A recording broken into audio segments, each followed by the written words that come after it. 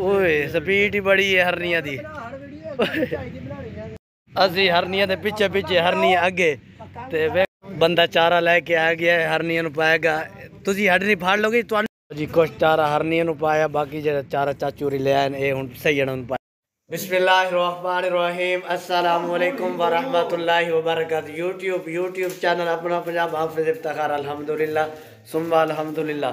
जुनेद भाई नींबू पा रहे मच्छी 3 किलो आ गई है मोटी ताजी ते कोक केड़ा तुहाडे विच असल जी मैं पिंडी वाले जाकर दोगे मेरा सीनियर है बिना शिगिर्द ने सार भाई केड़ा मसाला पा दीता केड़ा पाना है मेरे को पूछो जिन्हें पाए सब मसाले जुनेद भाई तुसी दसो। हाँ सर जवैन पाती है जी। अच्छा उस तो बाद सूखा धनिया छोड़ दिता है। अच्छा उस तो बाद नमक भी पाया जा रहा है नींबू फिलहाल पान रहे हैं ते सूखा धनिया मच्छी मसाला भी हाली रहंदा है मच्छी मसाला भी बेसन भी रहंदा है बेसन वो तो बाद दे मामलात ने ना इनु ला के अद्धा घंटा रखना है। देसी तेल बनाई जाएगी या देसी तेल इंशाल्लाह।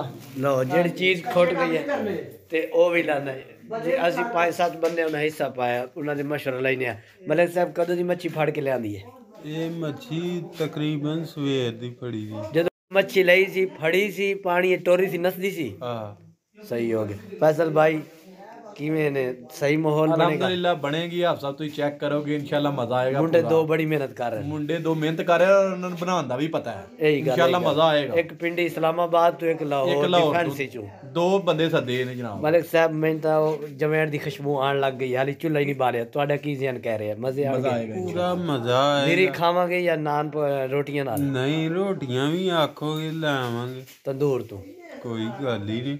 मैदा भी आ गया तो बेसन भी आ गया चनिया का मिसाले भी तकरीबन सारे पूरे हो माशाल्लाह। एक बोतल तेल दी पूरी पाएगी लीटर वाली एक दूसरी भी अदर पा देता है बस जितना भी चाहिए तेल पा ले बाद संभाल लांगे जो फंक्शन होएगा फिर यही तेल सर वाला काम दे। अल्लाह माशाल्लाह माशाल्लाह बिल्कुल रेडी हो गई मच्छी मिसाले 101 लग गए ने जितने लाने सी यानी ते इधर पीस एक ताल के बाहर आ गया और टेस्ट करांगे भाई कोई नमक का मसला कोई मिसाले का मसला। साल भाई आप सब चेक करो कोई मसला तो नहीं खाओगे पीस तो फिर पता लगना कि मसला है। चैंपियन साहब की गल है चैंपियन साहब जी आगे पहुंच गई है ये खिंच के रखो जरा मलिक साहब खुशबू आ रही हैं माशाल्लाह माशाल्लाह। कुछ पीस आ गए ने कुछ पीस कच्चे ने कुछ पीस तले जा रहे ने की कहना चाहोगे? हाँ साहब बस भाई जी फरमाइश ही मच्छी खवाओ जी पिंडी के मशहूर तुहाडे हाथ जनाब वो आंदे ने तुसीं पिंडी बनाते रहे उत्थे ते सानू भी खवा के जाओ। मैं कोई गल नहीं जनाब बना दिंदे आ। साल भाई सही कह रहे ने पिंडी की मच्छी खवा लेंगे आज देख लो जी ਤੁਹਾਡੇ सामने ही है खुशबू तो बड़ी है पता नहीं की करेगी तो फिर चेक करो फिर दसो। नहीं इंशाल्लाह माशाल्लाह माशाल्लाह फैज अहमद फैर पारा के पहुंचे हैं मलिक साहब को। मलिक साहब ताला खोल के जानवर भी खाओगे सानू? लो जी मच्छी तो बाद जानवर भी खान लगे ने लाइसेंस बनाए सी वो नहीं बने नेटवर्क का मसला है।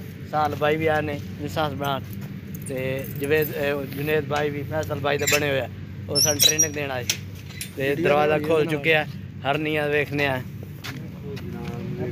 क्या असी हरनिया दे पिछे पिछे हरनिया अगे ते वेखो हुण वेख फड़ के वेने आ फड़ी जांदी नहीं ओ देख लो हरनिया अगे अगे ओए स्पीड ही बड़ी है हरनिया दी।